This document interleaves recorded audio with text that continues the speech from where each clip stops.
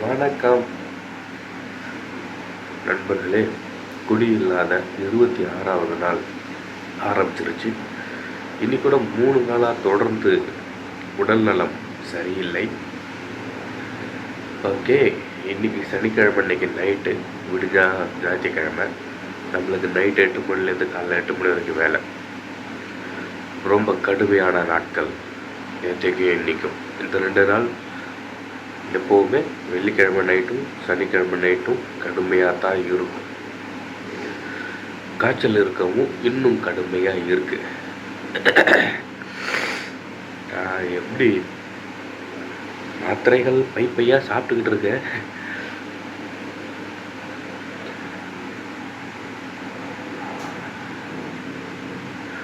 போயிட்டுருக்கு. வாங்க, இந்த நாளும் கஷ்டமாக தான் இருக்க போகுது.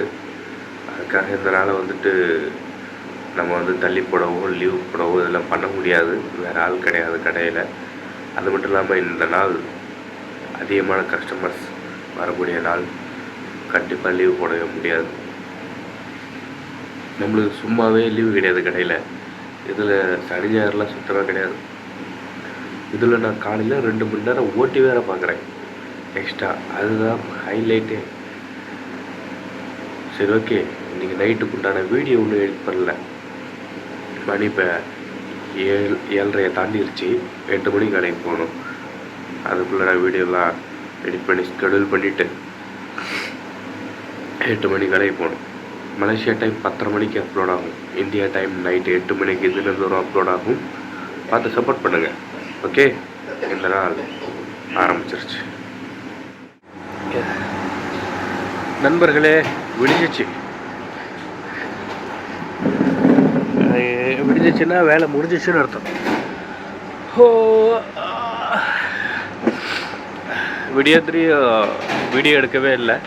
இந்த நாளோட ஆரம்பத்தில் வீடியோ எடுத்தேன். அதுக்கப்புறம் முடியும் போது தான் வீடியோ எடுக்கிறேன். ஐயோ, உடல்நலம் கொஞ்சம் பரவாயில்ல. ஆனால் லைட்டு கொண்டு எடுத்துருச்சு அப்படி தான் சொல்லணும். ஓகே, ஒரு விஷயம் உங்களுக்கு இந்த நாளோட ஃபீட்பேக் உங்களுக்கு தரப்போம். அதை நீங்களும் உங்களோட வாழ்க்கையில் பயன்படுத்தணும் நண்பர்களே. ஏற்கனவே ஒரு 2 வருஷத்துக்கு முன்னாடியே நான் என்னோடய லைவில் உட்காந்து பக்கமாக இதை பற்றி நான் பேசியிருக்கேன். ஆனால் அதை நானே ஃபாலோ பண்ணுறதில்ல. கால்கள் வலி எடுத்து விட்டன. அதாவது அது என்னென்னா, நம்ம வேலைக்கு போகிற இடத்துல யாரையுமே நம்பக்கூடாது. ஓகே, புரியுது உங்களுக்கு? யாரையுமே அப்படின்னா ஓனரையும் நம்பக்கூடாது. ஓனராக இருந்தாலும் சரி, நம்ம கூட வேலை செய்கிறவங்க, நமக்கு கீழே வேலை செய்கிறவங்க, நமக்கு வேலை சொல்கிறவங்க, யாரையும் நம்மளோட வேலை என்ன, அதில் நம்ம திறமையாக நம்மளோட தொழிலை நம்ம திறமையாக வளர்த்துக்கணும். நம்மளோட கான்சன்ட்ரேஷன், நம்மளோட கவனம் முழுக்க நம்மளோட வேலையில் இருக்கணும். நம்மளோட வேலையை நம்ம சுத்தமாக செய்யணும், தெளிவாக செய்யணும். இன்னொருத்தர் நம்மளை விட அந்த வேலையை சிறப்பாக செஞ்சிடக்கூடாது. ஓகே, அந்தளவுக்கு நம்ம நம்மளோட பெஸ்ட்டை கொடுக்கணும். அதுக்கேற்ற நமக்கு ஏற்ற சம்பளம் முதலாளி நம்மளுக்கு கொடுக்குறாரா, இந்த கடையில் நமக்கு ஏற்ற வேலை இருக்கா, நம்மளுக்கு இந்த ஓனர் இந்த சம்பளம் கொடுக்க முடியுமா, நம்மளோட கெப்பாசிட்டிக்கு ஏற்ற வியாபாரம் இங்கே இருக்கா, அந்த முதலாளியெல்லாம் அந்த சம்பளம் கரெக்டாக கொடுத்துட முடியுமா, அப்படிலாம் எல்லாம் தெரிஞ்சுக்கிட்டு முதலாளி எவ்வளோ சம்பளம் கொடுக்குறாரு, இது நம்மளுக்கு ஓகேவா, அப்படிலாம் நம்ம தெரிஞ்சுக்கிட்டு, இதில் யாரையுமே நம்புறதுக்கு வேலை கிடையாது. நம்மளோட தொழில் என்ன, நம்மளோட திறமை என்ன, நம்மளோட கவனம், நம்மளோட டேலண்ட், நம்மளோட தெம்பு, இது மேலே நம்மளுக்கு நம்பிக்கை இருக்குன்னும் போது நம்ம யாரையுமே நம்ப தேவையில்லை. இங்கே கூட வேலை செய்கிறவங்க பயங்கரமான போட்டி பொறாமைகளுக்கும் இடையில நான் மாட்டிக்கிட்டு ரொம்ப ஸ்ட்ரெஸ்ஸை நான் கையாளுறேன். ஆனால் நான் ஏற்கனவே இதில் நான் நிறைய அனுபவம் பெற்றிருக்கேன், நிறைய சர்வைவ் ஆகியிருக்கேன், கடந்திருக்கேன். என்னோடய பழைய கடையில் 2 வருஷம் வேலை செய்யும்போது அப்படின்னும்போது இது எனக்கு ரொம்ப ஈஸியாக தெரியுது. நான் இதை பற்றி ஏற்கனவே நம்மளோட வீடியோஸ்லேயுமே நான் சொல்லியிருந்தேன். இனிமேல் கூட வேலை செய்யக்கூடியவங்கள்ட்ட நான் பேச்சை குறைக்கணும், அவங்களெல்லாம் அதை வச்சுக்கக்கூடாது.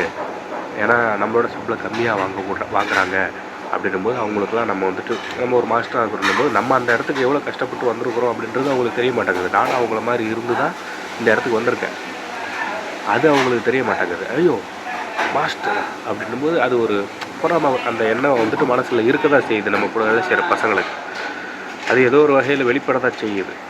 நான் ஏற்கனவே ஒரு டைம் அவரோட வீடியோஸில் சொல்லியிருக்கேன், கூட வேலை செய்யக்கூடிய பசங்கள்கிட்ட அதிகமாக நான் வந்துட்டு நெருங்கி பழகிறது வந்து நான் குறைக்கணும், என்னோடய வேலை என்னமோ அதை மட்டும் நான் கவனம் செலுத்தணும் அப்படின்னு நான் ஏற்கனவே ஒரு டைம் சொல்லியிருந்தேன். ஆனால் நான் அதை ஃபாலோ பண்ணல, மறந்துடுறேன். எல்லோரும் தமிழ் ஆளுங்க தானே, அதனால் சரி இப்படி சொல்லி பேசி பழகுறேன். ஆனால் ஏதோ ஒரு இடத்துல அவங்க வந்துட்டு அந்த ஒரு டாட் அவங்க மனசில் இருக்குது, அந்த ஒரு பொறாமை எண்ணம் அங்கங்கே எட்டி பார்க்குது. ஓகே, பார்த்துக்கலாம். நம்ம ஏற்கனவே 2 வருஷம் படாபடப்பட்டு அனுபவப்பட்டு இருக்கோம், அதை இங்கே பயன்படுத்துவோம்.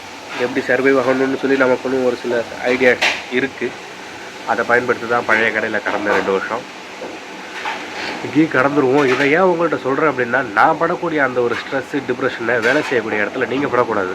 ஓகே, ஈட் பிரே லவ், அமேசானு, 100, பட்டர்ஃப்ளை, பரமேஸ்வரி அக்கா, அப்புறம் இன்னும் ஒரு 2-3 பேர் இப்போ புதுசாக பார்த்துட்ருக்கீங்க.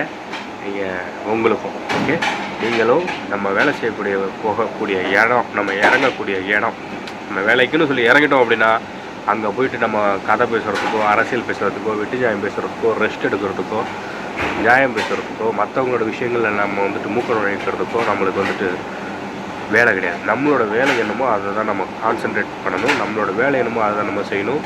சுற்றி இருக்கிறவங்க நம்மளை வந்துட்டு ஃபஸ்ட்டு நம்மளை சுற்றி இருக்கக்கூடியவங்க நம்மளை அட்டாக் பண்ணக்கூடிய விஷயம் நம்மளோட மைண்டை வந்துட்டு டிஸ்டர்ப் பண்ணுவாங்க. அப்போ நம்மளோட கவனம் செலுத்த முடியாது வேலையில். அப்புறம் ஆட்டோமேட்டிக்காக நம்ம மிஸ்டேக் பண்ண ஆரம்பிச்சிருவோம். புரியுது அவங்களுக்கு? அதனால் நம்மளோட மனசை, நம்மளோட மைண்டை வந்துட்டு நம்ம வந்துட்டு கான்சன்ட்ரேட் பண்ணணும். நம்ம வந்துட்டு மற்றவங்கள்ட்ட வெட்டி நியாயங்கள், நீதி நேர்மை நியாயம், கதை அடிக்கிறது இதெல்லாம் நம்ம வச்சுக்காம நம்மளோட வேலை என்னமோ அதை மட்டும் செஞ்சுட்டு நம்ம வெளியாகணும். அதுக்கும் சேர்த்து தான் நம்மளுக்கு சம்பளம் கொடுக்குறாங்க. கூட வேலை செய்கிறவங்க நம்மளுக்கு வந்துட்டு குழி பறிப்பாங்க, புறணி பேசுவாங்க, எல்லாம் பண்ணுவாங்க தான். நம்மளை வந்து டென்ஷன் பண்ணுவாங்க, நம்மளோட விஷயத்தில் மூக்க நுழைப்பாங்க, எல்லாம் பண்ணுவாங்க தான். அதையெல்லாம் கையாளுறதுக்கும் சேர்த்து தான் முதலாளி நம்மளுக்கு சம்பளம் கொடுக்குறாரு. ஒரு 60%, 100%ல் இப்போ 10 ரூபா அப்படின்னா அதில் 6 ரூபா தான் நம்மளோட உழைப்புக்கு, நம்ம கொடுக்கக்கூடிய ப்ரொடக்ஷனுக்கு. மீதி 4 ரூபா இந்த சூழ்ச்சிகள், ட்விஸ்ட் அண்ட் டர்னிங்ஸு இதெல்லாம் சமாளிக்கிறதுக்குன்னு நம்ம நினச்சிக்கணும். அதையெல்லாம் சேர்த்து தான் 10 ரூபா சம்பளம் கொடுக்குறாங்க. அப்படி நம்ம நினச்சிக்கணும் நண்பர்களே. ஓகே, இது நம்ம ஃபாலோ பண்ணோன்னா நம்ம நிம்மதியாக நம்மளோட வேலையை நம்ம செய்ய முடியும். ஓகே, யாரையும் நம்பக்கூடாது. வேலை செய்யக்கூடிய இடத்துல நம்பக்கூடாதுன்னா அவன் அப்படி இருப்பானோ, அவன் அப்படி இருப்பானோ அப்படின்னு இல்லை. அதிகம் எக்ஸ்ட்ரா வேண்டாம். ஓகே நண்பர்களே, நான் இதெல்லாம் பேசுகிறேன், ஆனால் ஆன் த ஸ்பாட்டில் விட்டுறேனே. இனிமே இந்த வேலை முடிஞ்சிச்சு, இனிமே கான்சன்ட்ரேட் பண்ணுறேன். ஓகே நண்பர்களே, இந்த நாள் முடிஞ்சிச்சு. இந்த நாள் இவ்வளோ டிப்ரெஷன், ஸ்ட்ரெஸ்ஸு, உடல் வலி, காய்ச்சல், ஃபீவர், போட்டி பொறாமைகள் எல்லாத்தையும் கடந்து இந்த நாள் நான் எந்த ஒரு குடிப்பதியும் இல்லாத ஒரு நாளை நான் கடந்துட்டேன். என்னை சப்போர்ட் பண்ணக்கூடியவங்க எல்லாருக்கும் ரொம்ப நன்றி. என்ன மாதிரி நீங்களும் இருக்கணும்னு நினைங்க. எக்காரணத்தை கொண்டு எந்த ஒரு போதை பழக்க வழக்கங்களுக்கும் அடிமையாடாதீங்க. மீளணும் அப்படின்னா ரொம்ப கஷ்டப்படுவீங்க. எல்லோரும் பார்த்து பத்திரமா இருங்க.